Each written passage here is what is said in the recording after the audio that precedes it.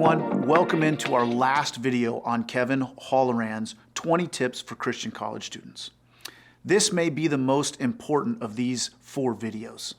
Many times being in college feels like we are on an island and it's easy to get down and depressed. Sin can swoop in and overwhelm us before we know it. So, what should you do now? Tip number 16, deal with sin in your life.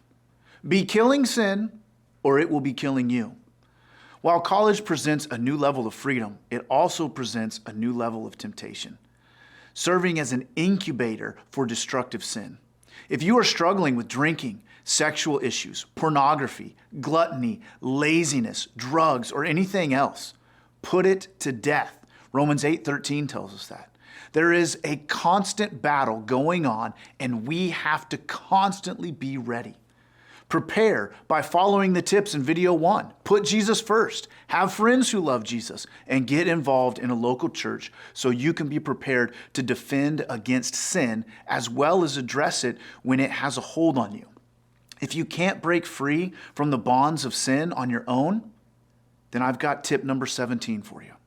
Tip number 17, don't be afraid to ask for help if you are struggling. A new context can present new struggles. If you find yourself struggling with depression, anxiety, pornography, other sexual sins, eating disorders, your faith, technology addiction, or anything else, seek help. We talked about finding mentors earlier. Get help from them. Getting help is a sign of strength, not weakness. We all struggle with a number of things and need the body of Christ to help us apply the healing power of the gospel to our situation.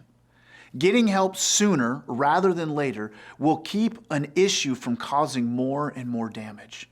The best part of Christianity is Christ did not intend for us to do it alone. He knew it was going to be hard. He knew it was going to be difficult. And He gave us not only Himself and the strength and His strength, but He gave us each other to lean on, to ask for help, and to help us be pulled out of the struggles that we're going through. Tip 18, serve others.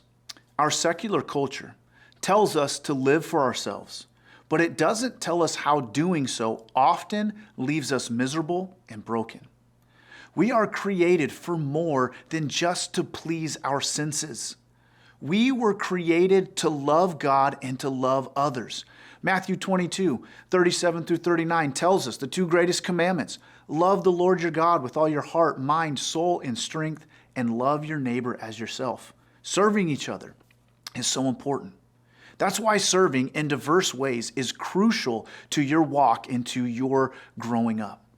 Service might be volunteering in a church, helping organize a food drive for the poor, being a friend to someone in need, or going on a mission trip, or any number of other opportunities. We all need to remember we aren't the center of the universe. In doing this, you will learn what your gifts are and what your passions are. And you may even be called into full-time ministry. I know I was, and it changed my life. Tip number 19, take care of your body. The freshman 15 is not a myth for many students. Neither is the freshman 40, although I'm sure it's a lot rarer. You need to take care of your body now that you no longer have a gym class or a high school sports to help you do it for you. You need to realize that those late night Taco Bell runs, or Alberto's runs in my case, while delicious, meant I was probably putting the worst possible food into my body at the worst possible time. Eat as healthy as you can. Watch your portion sizes. Exercise regularly, and you should be in good shape, pun intended. If I could hop into a DeLorean and tell my college self one thing at this point, it would be take care of my body, control my portion sizes, because I had an all-you-could-eat dining commons, and I ate all I could eat every meal. And now, as an older man, I wish I had eaten less. Last tip, tip number 20. Work hard and trust God for your future. Don't worry about your future too much. Work hard and entrust it to God. Most people don't graduate into their dream jobs, and many don't know what they want to do with their lives for up to 10 years after they graduate.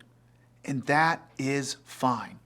Let the promise of Proverbs 3, verses 5 through 6, encourage your heart. Trust in the Lord with all your heart, and do not lean on your own understanding. In all your ways acknowledge Him, and He will make your path straight. There you have it, 20 tips to help you navigate your college years. Life has its ways of wearing you down, but by following these tips, hopefully you will limit the number of times that this world overwhelms you, and you can make the length of those dark times shorter and shorter and shorter. Thanks for joining me through this series. I hope you enjoyed it, and I hope it was a blessing to you. God bless, and have a great day.